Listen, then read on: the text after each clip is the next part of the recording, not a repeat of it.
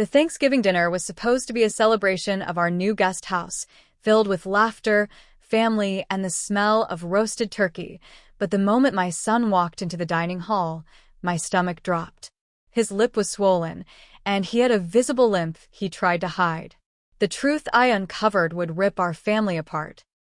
Hi, I'm Stella, 37 years old. And the story I'm about to share isn't easy. It's the kind of betrayal you only see in movies, except it was my sister, and she weaponized her own child against my son. Before we begin, tell me where you're listening from. I need to see I'm not alone. And subscribe if you believe in justice. Let's dive in. Chelsea, my sister, and I grew up in a divided home. Not divided because our parents were separated, but because our mother treated us differently. She made it clear from the time we were young that Chelsea was her favorite. She said it was because Chelsea looked like her, shared her features and grace. I didn't look like either of them. I looked like our father, Jonathan, a man who treated both his daughters with equal love and fairness. He was principled and steady, the kind of father who never played favorites. But my mother's preference for Chelsea fed a quiet arrogance in her, the belief that I deserved less. That belief carried into adulthood, even after we got married and had our kids. She spoiled Kevin, her son, treating him like the most important grandchild in the family, but toward my son Ian, she was often cold. My mother saw all of this, but she never stepped in. Our father didn't notice much of it. He was busy running our family business, Hilltop Guest House in Asheville. Because he loved us both equally, he made sure we were part of the operations. For years, I worked alongside Chelsea at the guest house. We managed different parts of the business and raised our sons in the same small town.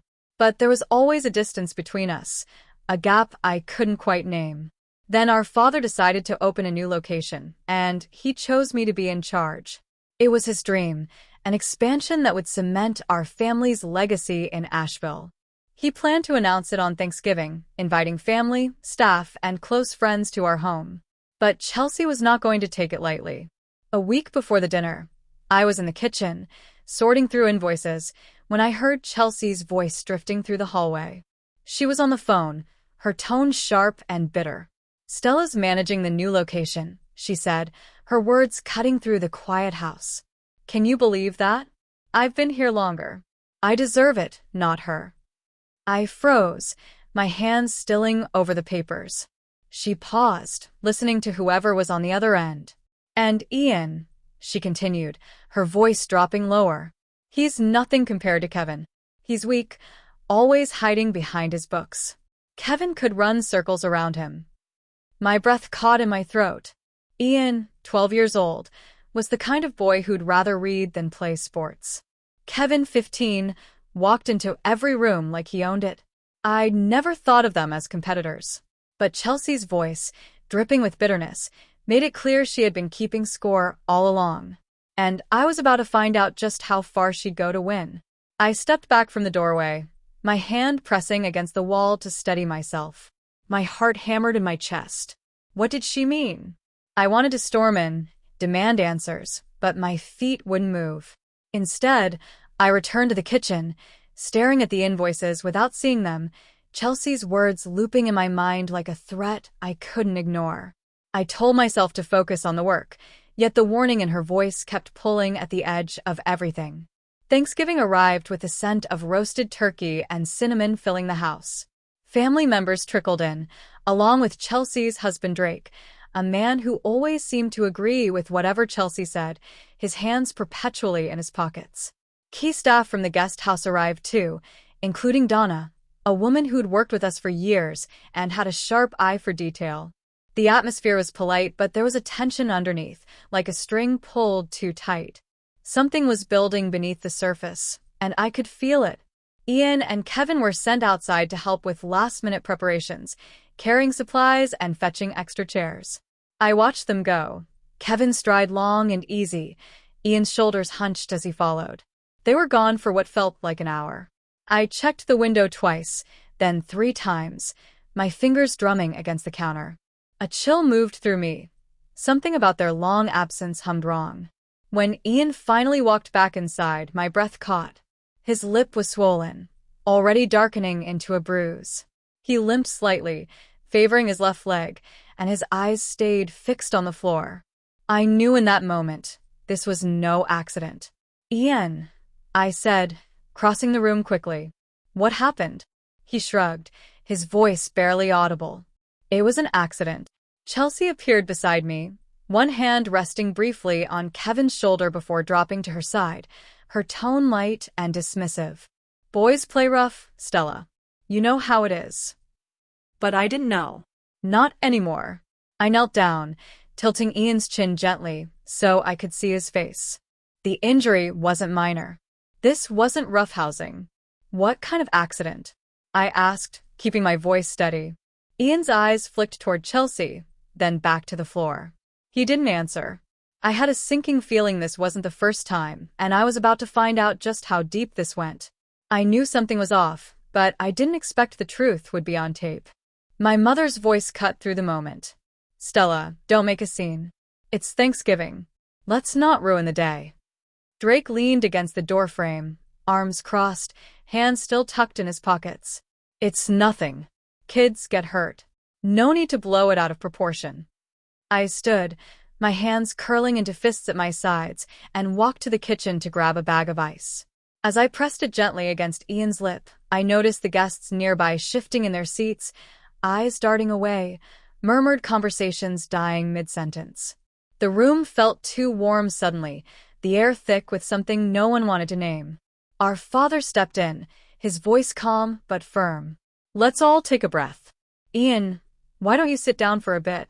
Stella, come help me with the turkey." His words were a lifeline, pulling us back from the edge. The room settled, conversations resumed, but my mind was still racing. This wasn't the first time Ian had come home with unexplained bruises after spending time with Kevin. I'd brushed it off before, told myself boys got hurt playing. But now, Chelsea's words from that phone call a week ago echoed louder. The pieces were starting to fit together, and the picture terrified me. I couldn't shake the feeling that tonight would force a choice I wasn't ready to make. Dinner began, the table crowded with platters of food and the hum of conversation. Our father stood, raising his glass, his face glowing with pride. "I want to thank everyone for being here," he said. "This new location is a dream come true, and I'm thrilled to announce that Stella will be managing it." The room erupted in applause. I smiled, nodding my thanks, but across the table, Chelsea's smile looked painted on, her jaw tight. My mother clapped slowly, her hands barely making a sound, her eyes fixed somewhere past my shoulder. After the guests left, the house felt too quiet. I found Kevin in the hallway and pulled him aside. The confrontation I'd been avoiding was about to begin. "Kevin, I need you to tell me what happened with Ian today." He shrugged, his face blank. "Nothing. We were just messing around." "Messing around doesn't leave bruises like that." Chelsea appeared, stepping between us, her body angling slightly to shield Kevin. "Stella, stop. It was an accident. You're making this into something it's not." Drake moved closer, one hand still in his pocket, his voice low. "Stella, stop."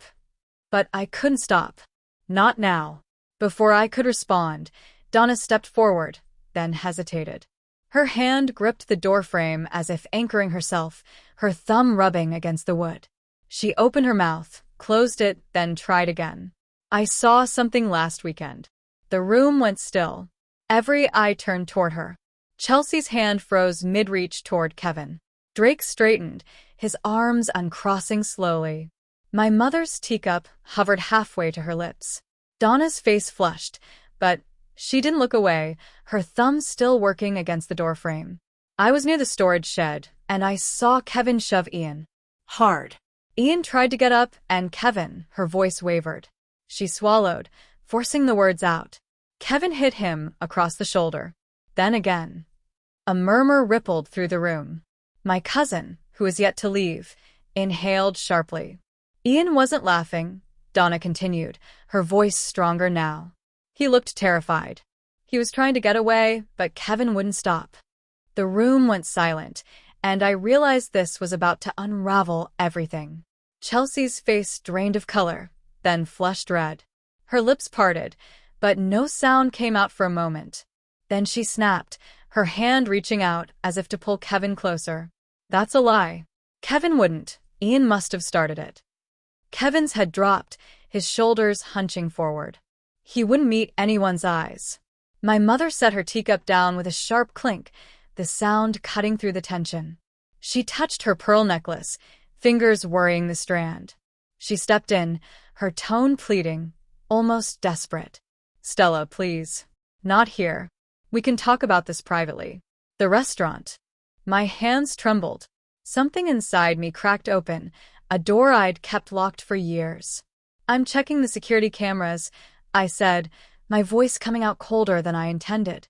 My mother gasped, her hand flying to her pearl necklace. Stella, you can't. I can and I will.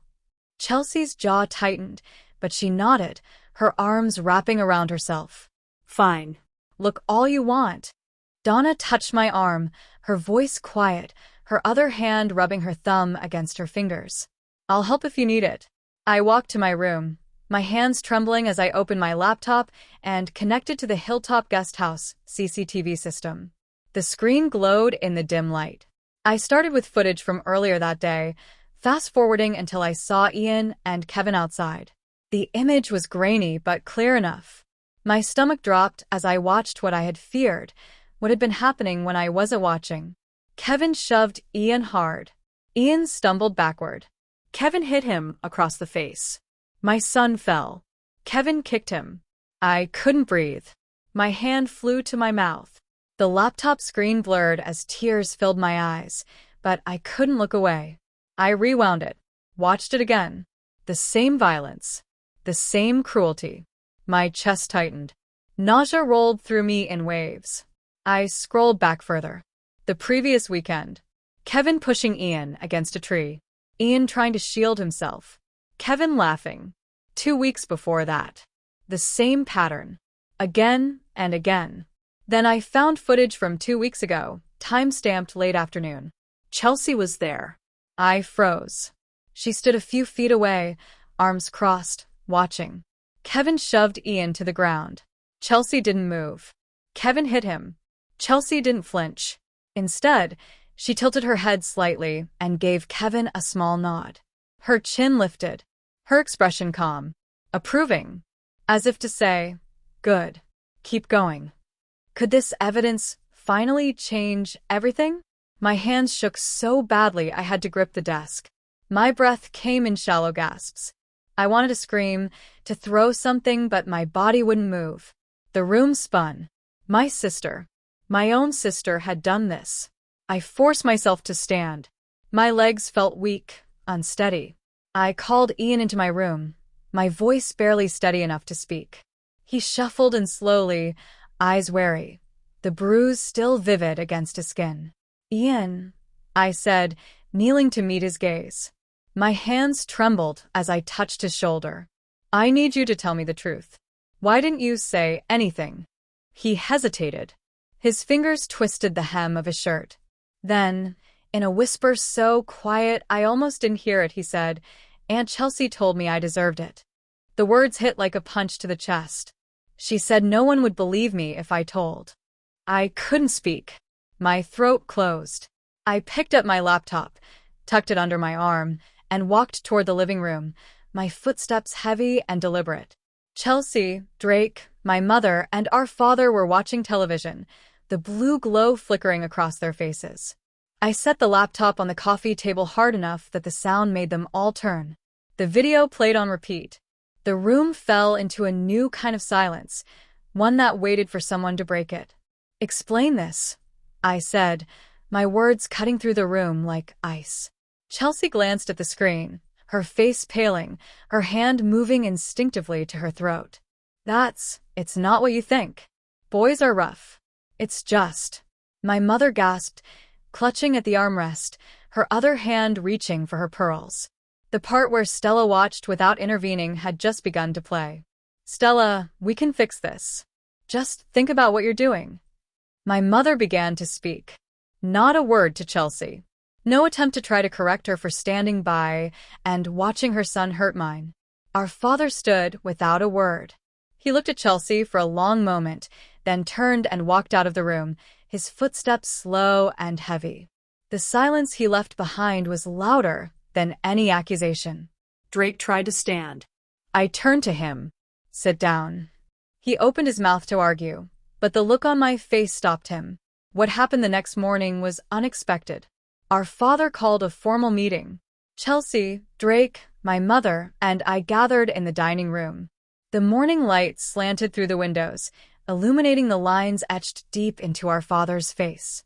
Dawn felt heavy, as if the house itself were bracing for what would be said at that table. Without any explanations, our father gave his verdict. Chelsea, you're suspended from the business, he said, his voice calm but final. Stella takes over your duties. Chelsea shot to her feet, her chair scraping against the floor, her hand gripping the edge of the table. Dad, you can't. Drake stood beside her, his expression hardening, one hand still in his pocket, the other on her elbow.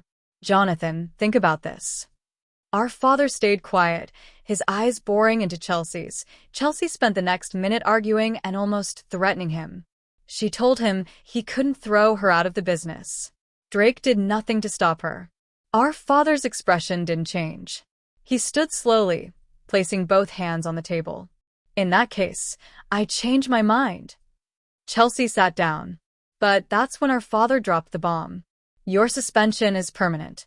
I have the video of you coaching your son to hurt a 12-year-old. I could call CPS. I could call the police. I won't, because you're my daughter. But if you push me on this, I will protect Ian. Don't test me. He walked out, the door closing softly behind him. Chelsea turned to our mother, her words breaking apart, her fingers clutching at the back of the chair. Mom, say something. Defend me. My mother stared at the table, her hands folded in her lap. She said nothing. She knew when our father made a decision in this tone, it was final. No argument could move him. I stood and left without a word. But I was happy, not because Chelsea had been removed from the business, but because our father had chosen to protect me and Ian. For the first time, I truly felt seen. With that weight lifted, life slowly moved on. 1 year later, the new location was thriving. The guest room stayed booked, the reviews glowed, and the staff had grown into a team I trusted. Ian walked differently now, his shoulders back, his voice steady when he greeted guests or helped fold linens in the supply room. Last week, he taught a younger boy how to arrange flowers in the lobby vases, his tone patient and sure. Time had stitched some edges, but the scar remained a quiet map of what had been endured. I thought we'd finally moved past it all until my phone buzzed. My phone buzzed with a text from Chelsea. Stella, I'm so sorry. I know I can't undo what I did. I was wrong. So wrong. I've lost everything. Dad's trust, the business, maybe even my son's respect. I don't expect forgiveness. I just need you to know I see it now. I see what I did to Ian. To you. Please, can we ever rebuild what we had? I stared at the message, my thumb hovering over the screen. The words sounded genuine, raw even. But they came too late. A year ago, they might have meant something. Now, they felt like trying to glue together a shattered vase and expecting it to hold water. I set my phone down and looked out the window at the mountains, their peaks sharp against the sky. The apology didn't change what had happened. It didn't erase the nights Ian woke up afraid, or the footage I couldn't unsee, or the betrayal that had rewritten my understanding of family. What it taught me was this: your instincts as a parent exist for a reason. When something feels wrong, it usually is. And when your child's safety is at stake, nothing else matters. Not reputation, not keeping the peace, not protecting someone else's feelings. I'd spent years trying to be the peacemaker, smoothing over conflicts, letting things slide. But the moment I saw that bruise on Ian's face, something shifted. I realized that protecting my son wasn't about causing drama. It was about being the one person he could count on when no one else would listen. If you're facing something similar, trust what you're seeing. Trust what your child is telling you, even when they're too scared to say it out loud. Stand up for them, even if it means standing alone. Even if it costs you relationships you thought were permanent. Because at the end of the day, Your children are watching to see if you'll fight for them. And that choice, to believe them, to protect them, to put them first, that's the choice that defines everything. If you enjoyed this story, you'll love the next one. Don't forget to subscribe and join our growing community of listeners who love real-life stories about family, resilience, and standing up for what's right.